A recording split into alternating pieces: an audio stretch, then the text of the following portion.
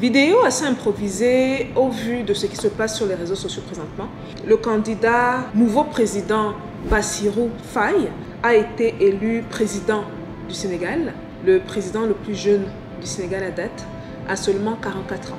À son encontre, quand vous essayez de passer sur des chaînes plus ou moins sérieuses, on a plusieurs opinions de ce qui se passe sur la toile présentement. On a une opinion positive qui a tendance à le pousser et qui croit vraiment que c'est un candidat qui va tenir les rênes. On a l'opinion qui se réserve de dire quoi que ce soit jusqu'à ce que son Excellence Bassirou Faye ait fait ses preuves. Et on a une troisième opinion qui le traite de traître. Bonjour et bienvenue sur Parlons de business. Alors ici on parle de quoi? On parle de business, on parle d'opportunités d'affaires, on parle d'argent, et on parle de tout ce qui peut faire grossir ton compte bancaire, même de mindset. Si vous me découvrez dans cette vidéo, mon nom c'est Stéphanie Bida, je suis entrepreneur depuis l'âge de 9 ans, passionnée par le business et experte dans la multiplication de l'argent. Bon, sur un ton plus sérieux, on va couvrir ici une petite polémique qui est en train de prendre un départ intéressant. Et je dois quand même vous avouer que j'étais sur la chaîne de notre grande sœur, notre maman Nathalie Yamb. J'ai vu sa vidéo. Comme d'habitude, elle est très bonne dans les analyses politiques et géopolitiques, où elle a abordé certains points importants. Donc, grosse influence de Nathalie Yamb dans cette vidéo si présente, parce que je veux justement parler d'une petite partie de ce dont elle a parlé dans sa vidéo, qui va justement nous pousser à certains questionnements. Donc, comme je le disais au départ, nous avons plusieurs clans de personnes. Et je viens ici à noter que peut-être ce sont des élections qui se passent au Sénégal, mais je pense que l'Afrique tout entière se sent concernée.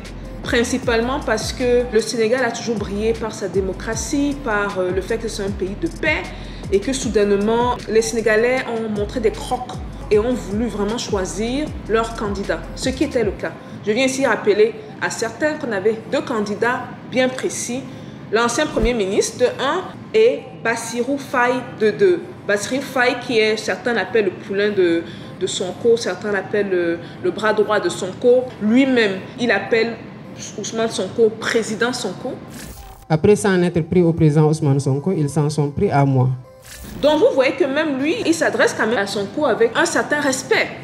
Maintenant, ce qui se passe, c'est que, vous savez, le pouvoir et l'argent, le pouvoir même, parce que l'argent c'est le pouvoir. Maintenant, certains l'argent c'est le pouvoir, parce qu'ils ne veulent pas le pouvoir, vous pouvez avoir les deux. Mais le pouvoir peut changer les gens. Ça peut avoir une influence sur qui la personne était. Dans la mesure où, bon, j'ai utilisé l'expression populaire changer. Ça ne change pas, Ça révèle qui vous êtes. Donc, le pouvoir peut révéler vraiment la personne que vous êtes. Et là, on va vraiment assister à quelque chose de soit phénoménal et d'exemplaire, parce que je pense que toute l'Afrique a les yeux rivés sur le Sénégal et sur comment son Excellence Bassirou Faye va gérer le tout avec son Excellence Ousmane Sonko.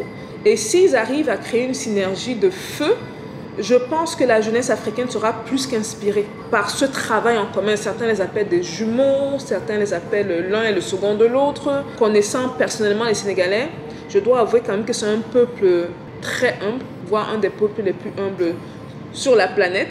Je le dis sans réserve.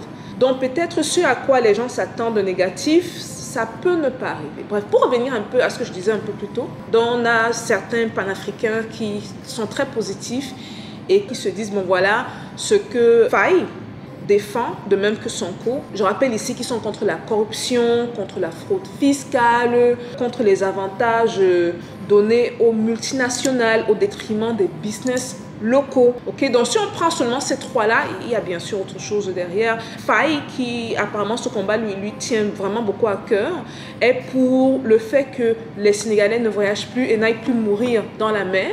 Donc on a quand même au fond des personnes, je dirais qu'on peut ressentir que la cause pour eux est importante. Et je pense que ce premier groupe de personnes qui sont pour eux, c'est ce groupe de personnes qui ont connecté sur ce plan émotionnel, surtout avec Sonko, parce que n'oublions pas que Faye est quand même assez récent. D'un autre côté, on a ceux qui ne se prononcent pas primordialement parce que lors de sa toute première sortie en tant que président, du Sénégal. Il y a beaucoup d'expressions qui dérangeaient un peu. Les expressions comme coopération, ok?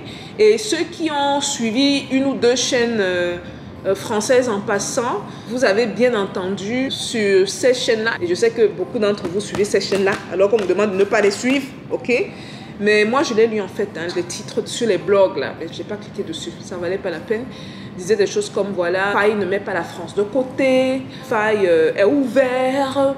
Et bon, n'oublions pas également que Faye disait que tous ceux qui respectent les Sénégalais pourront coopérer. Ok, donc on a ce deuxième groupe de personnes qui sont un peu sur le qui-vive, qui peut-être étaient très joyeux et avaient un certain engouement dès le départ, mais cet engouement s'est vu réfréner après avoir écouté le premier discours de Faye.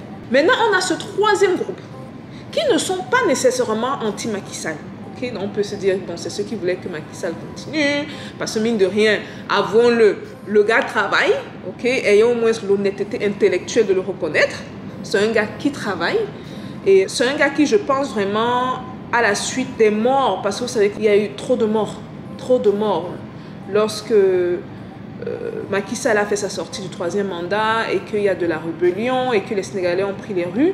Personnellement, je pense que c'est quelque chose qui travaille cet homme.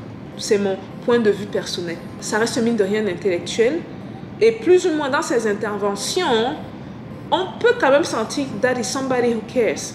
Donc, on peut quand même sentir, bon, je vais le dire entre guillemets, que plus ou moins c'est un assez bon musulman. Okay? Donc, c'est quelqu'un pour qui la vie est importante. Et franchement, au vu de ce qui se passe, on a beaucoup entendu dire dans les couloirs et dans les coulisses que la France tenait vraiment à ce qu'il fasse le troisième mandat, mais c'est lui qui a dit non. Et je pense que ce suite aux morts, au sang que maintenant il a sur les mains. Ok, donc le troisième groupe, ce n'est pas nécessairement des anti-Macky Sall. Donc, ce n'est pas nécessairement des gens qui sont contre Macky Sall. Ce sont des gens qui, dès le départ, ne se sont pas prononcés. Donc, contrairement au deuxième groupe qui avait beaucoup d'espoir et qui ont vu leurs espoirs se refroidir suite au groupe de Faye, le troisième groupe était neutre. Un peu comme les libéraux, comme on appelle ici. Donc, ce ne sont pas des gens qui prennent parti.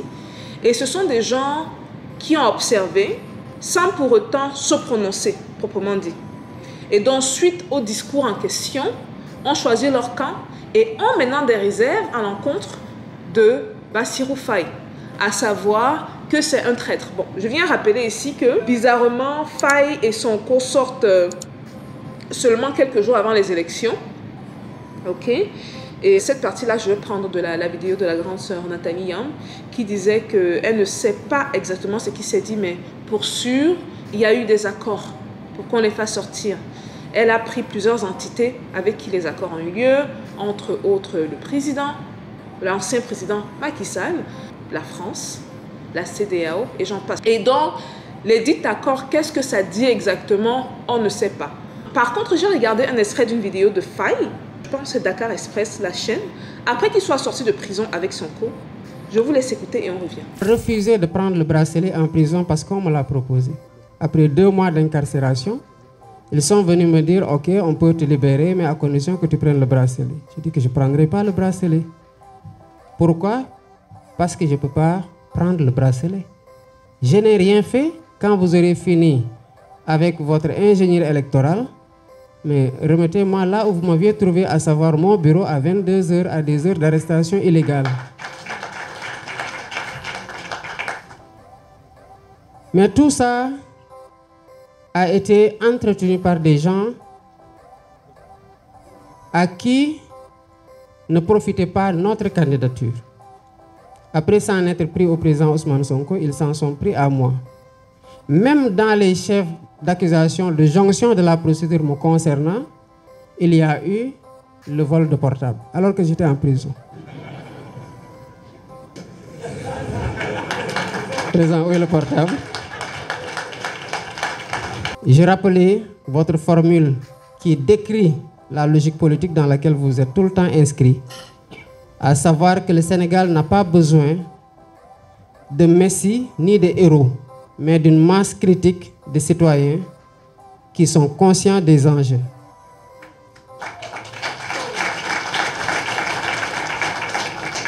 Mais puisque vous êtes un Diola et qu'il y a toujours quelque chose qui reste, J'ai complété en disant que ces citoyens-là doivent avoir le courage d'agir pour faire changer les choses. Donc, suite à ce petit extrait-là, vous pouvez aller voir la vidéo complète sur la chaîne que vous avez vue. Mais suite à ce petit extrait-là, on a tendance à penser qu'il n'y a pas eu d'accord du tout. On a tendance à penser. J'ai dit tendance. Est-ce que c'est le cas? L'avenir nous le dira. Okay? Et donc, ce troisième groupe a fait fi de tout ce que Faye a pu dire après sa sortie. Okay? Donc, pour lui, c'était clairement un signe que c'est un traître. C'est clairement un signe qu'en prison, eux, ils savent même déjà c'est quoi les accords qui ont été faits. En prison, ils ont eu des accords d'entente avec la France, comme pour leur dire qu'on ne va pas les faire sortir, qu'il n'y aura pas vraiment de rupture et que les choses vont se faire de manière diplomatique.